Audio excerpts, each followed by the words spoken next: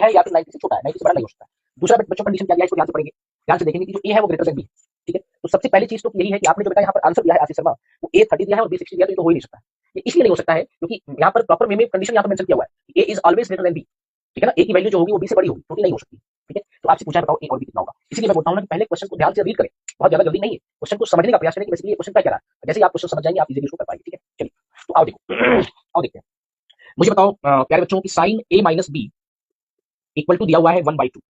अब फिर से यही चीजें हैं कि अगर ट्रिग्नोमेट्रिक फंक्शन में एंगल के साथ अगर किसी न्यूमेरिकल वैल्यूज के इक्वल दिया है तो जरूर ऐसा होगा कि 0 और 90 के बीच में कोई ना कोई ऐसा एंगल मिलेगा जिस पर आपको वैल्यू मिल जाएगी। तो यहाँ पर आप मुझे बताओ कि साइन में 1/2 कितने डिग्री की वैल्यू है, ये बात याद रखें।